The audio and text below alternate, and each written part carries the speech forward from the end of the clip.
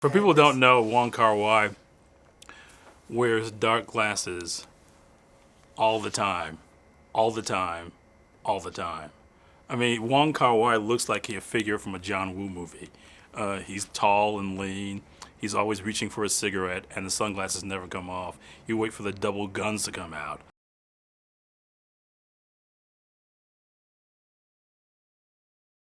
Walter Hill says it. In his movies, action is character. And for Ip Man, it becomes that after a while as well. For him, those movements say who and what he is.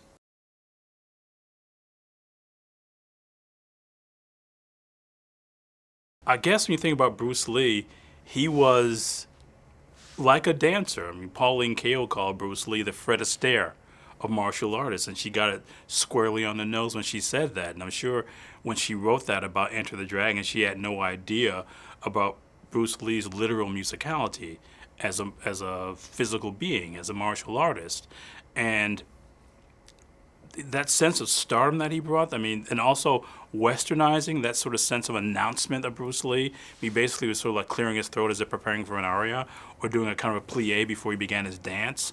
That was the real break, too, that he was a singular figure rather than being kicked out of a school. I mean, he in those movies, Fists of Fury and Chinese Connection, it was about Bruce Lee as a star, and there was an announcement of Bruce Lee as a star, and those battles were battles he did alone. And even when he was in groups in those movies, what made him a star, he was that. He still stood alone and brought that kind of really showy. Again, I think of the thing that connects Ip Man and Bruce Lee and Wong is this kind of grandeur and elegance, a real simplicity.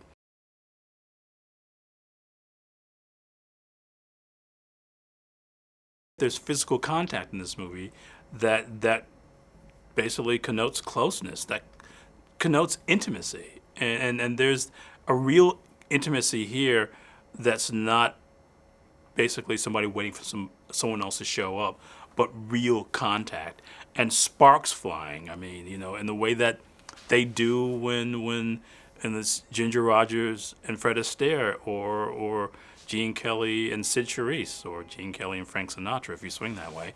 But it's that kind of touching.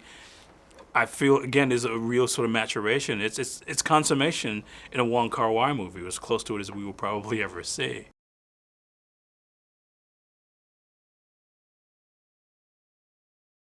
The carnality here exists in a very different way, in an old-fashioned movie romance way, with a fight that's as much a dance number as it is anything else. I know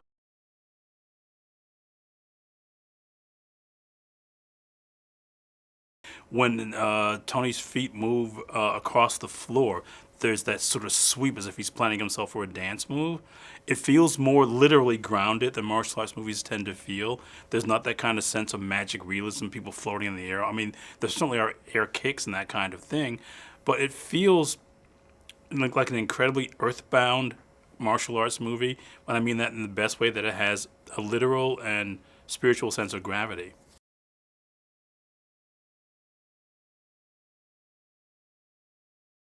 I mean, it certainly will satisfy your action appetites. There's no doubt about that.